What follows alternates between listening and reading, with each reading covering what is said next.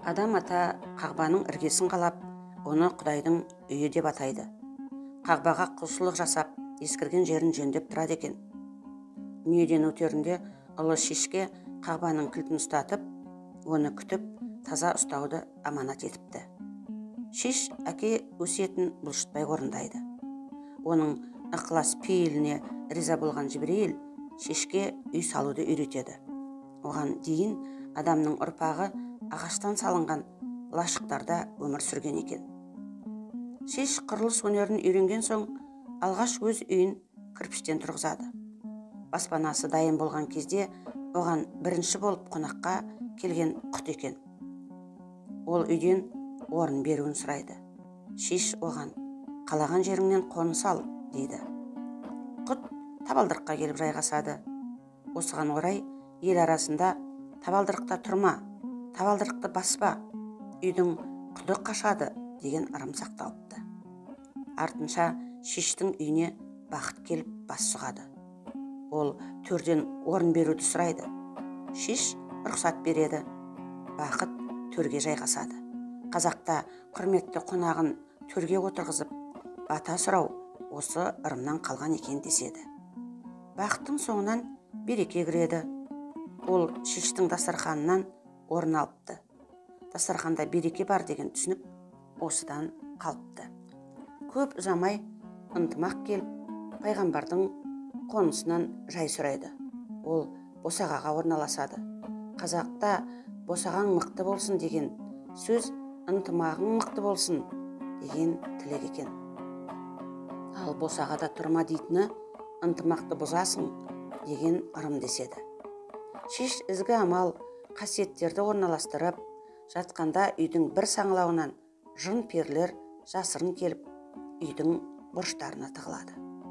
Кім бұрышқа отырса, соның арқасына мініп, кеудесін басады екен. Қазақта қара басты, еңсені езді деген тіркестер осыған орай айтылған деседі. Ырым білетін есті кісілер жастарға бұрышқа отырма деп тәрбиелейді екен. Үйдің ішін адыраспан не ашамен аластағанда жын перілер жоғалады деген түсінік бар. Шиш пайғамбардың оқиғасына сәйкес қазақ арасында ғибратты ертегі бар. Ертеде Нығымет пен Үсен деген ағайынды жетімдер Шахимардан деген байдың малын бағыпты. Екеуі кисе киімге, ішсе тамаққа жарымайды. 20 жыл жалшылықта жүреді. Бай олардың жайын ойламапты. Бір күні екеуі бөлек шығып, байдың ақысын сұрайды. Сараңбай ат пен бұзаулы сиыр береді. Берген ақыға разы болмаса да, қанағат тұтудан басқа жолдары жоқ еді. Ат пен сиырды жетелеп, басы ауған жаққа жүре береді. Қасқарая бір өзеннің жағасына келіп демалады. Кешке сиырды сауып, сүтін пісіріп отырғанда аттың дүбірін естиді. «Әй, кім бар? Сөйлес, Құдай қонақпын» деп дауыстайды. «Кімсің?» дейді екеуі. «Атым Қызыр, қырғауылдай қорғалап, бөденедей жұрғалап келемін» дейді. «Қызыр болсаң, қонатын жерге қон. Бізде қазір саған орын жоқ» дейді. Қызыр кетіп қалады. Сәлден соң тағы да ат дүбірі естіледі. «Әй, кім бар? Сөйлес, Құдай қонақпын» деп дауыстайды. «Кімсің? Қайдан келесің?» деп сұрайды бұлар. «Атым Бақ, қырдан, ойдан келемін» дейді. «Бақ болсаң орныңды тап, саған орын жоқ» дейді. Бақ та кетіп қалады. Үшінші дүбірлеген аттың даусы естіледі. «Әй, кім бар? Сөйлес, Құдай қонақпын» деп дауыстайды жолаушы. Бұлар «Кімсің? Қайдан келесің?» деп сұрайды. «Атым Дәулет» дейді. «Ендеше Дәулетті жерге бара бер, іздегенің біз емес» дейді екеуі. Дәулет те кетіп қалады. Сүт пісті деген кезде ат дүбірі тағы естіледі. «Әй, кім бар? Құдай қонақпын» дейді аттылы. «Кімсің? Қайдан келесің?» деп сұрайды бұлар. «Атым Ынтымақ» дейді. Сол кезде екеуі жүгіріп шығып, аттың шылбырына оратыла кетеді. «Ынтымақ болсаң, қонақ бол, біздің іздегеніміз сенсің» дейді екеуі.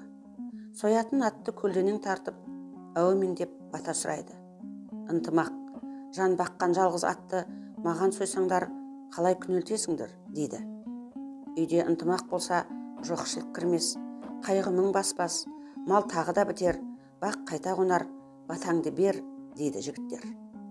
Ынтымақ екеуіне риза болып, екі алақанын жайып жіберіп, Құдай оңдасын, қызыр қолдасын, бақ қосылып, дәулет дарысын, Аллаху акбар деп бата береді. Нығмет пен Үсен атты сойып, етін қазанға салады. Ет пісті деген кезде сырттан көп аттың дүбірі естіледі. Қараса, қызыр, бақ, дәулет үшеуі қайта келіп тұр екен. Екі жігіт жүгіріп шығып қарсы алады. Оларды әлгінде қондырмаған үшін кешірім сұрайды. Қызыр, балаларым, оған қысылмаңдар. Ынтымақ болмаса қызыр қонбайды, бақ қарамайды, дәулет дарымайды.